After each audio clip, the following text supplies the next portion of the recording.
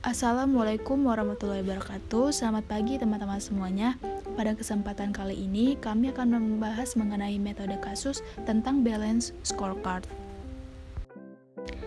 Sebelumnya, kami dari kelompok 1 dengan anggota Bunga Syafira NPM 1901081011, Emma Zahira Alatas dengan NPM 1901081012, Gimnastiar dengan NPM 1901081017, Putri Afifa Agung dengan NPM 1901081021, dan Rohani dengan NPM 1901081032.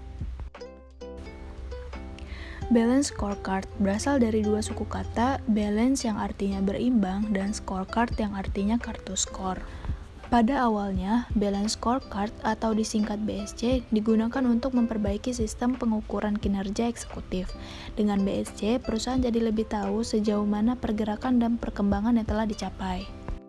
Dengan adanya BSC sangat membantu perusahaan untuk memberikan pandangan menyeluruh mengenai kinerja perusahaan.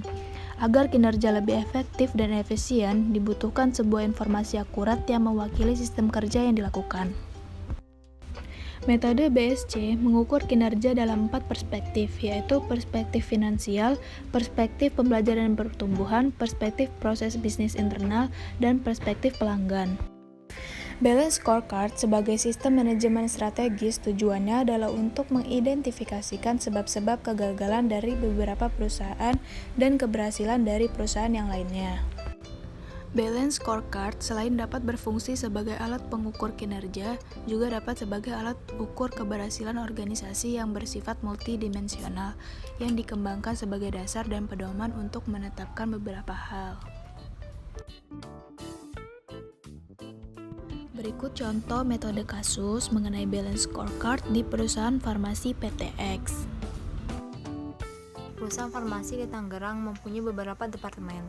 Salah satunya adalah Departemen Production Engineering, yang dikepalai seorang manajer. Visinya adalah meningkatkan hasil produksi melalui perbaikan berkelanjutan yang efektif terhadap kualitas, produktivitas, cost saving, dan kesejahteraan karyawan yang selaras dengan strategi perusahaan.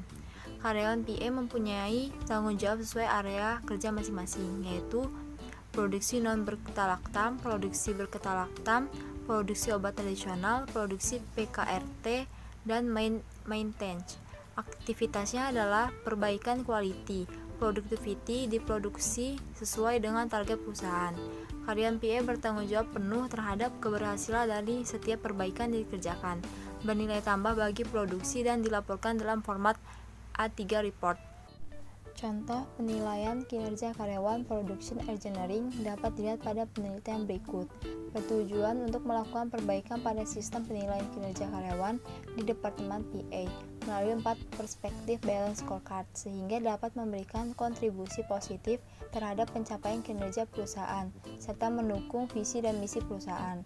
Hasil dari penjabaran 4 perspektif metode balance scorecard ini akan digunakan sebagai poin-poin KPI dan hasil pencapaiannya dipakai sebagai alat ukur manajer dan HRD untuk penilaian kinerja serta penentuan besaran kenaikan gaji tahunan setiap karyawan, sehingga pola penilaian yang selama ini cenderung subjektif akan lebih menjadi objektif lagi, di mana karyawan bisa menentukan dan memonitor pencapaian performance-nya sendiri. Metode penelitian melalui penjabaran balance scorecard yang ditentukan berdasarkan visi dan strategi dari objek penelitian. Menurut Norton Kaplan, proses penjabaran balance scorecard dengan pengukuran 4 perspektif adalah suatu kesatuan dari visi serta strategi dari objek penelitian, seperti berikut. Pertama, ada perspektif finansial, adalah suatu jawaban dari pertanyaan if we succeed, how will we look our value to benefit factor. Contoh KPI-nya growth, profitability, and shareholder value. Kedua tuh ada perspektif customer, adalah suatu jawaban dari pertanyaan to attain our vision, how much we look to our customer. Contoh KPI-nya quality, price, and service. Selanjutnya, perspektif internal business process, adalah suatu jawaban dari pertanyaan to satisfy our customer. What management process must we excel at? Contoh KPI-nya cost and productivity. Terakhir, perspektif learning and growth adalah suatu jawaban dari pertanyaan to attain our vision, how much our organization learn and improve. Contoh KPI-nya continuous learning, market innovation, dan intellectual asset. Visi dan misi perusahaan. Pada tahun 2018, perusahaan farmasi di Tangerang memiliki visi menjadi perusahaan farmasi yang terkemuka dan terpercaya di Asia. Dengan strategi menjamin setiap departemen memberikan kontribusi berdasarkan fungsi dan perannya dalam merealisasikan target yang telah disepakati. Proses penurunan strategi ini diimplementasikan dengan penguraian 4 perspektif BSC. Selanjutnya ada setup target key performance indicator. Dalam menentukan target KPI adalah SMART, specific, measurable, achievable, reasonable, time bound. Dan target yang ditetapkan harus disetujui dan dipahami karyawan PA.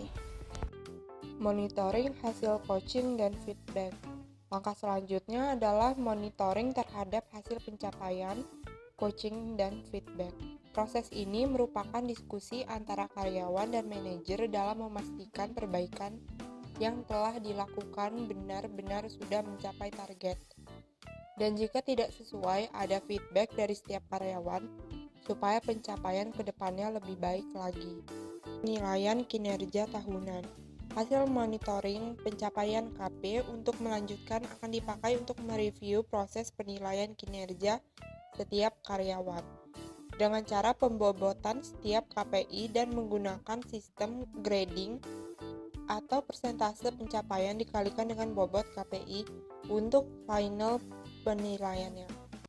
Proses grading setiap individu karyawan yang bekerja di Departemen Production Engineering.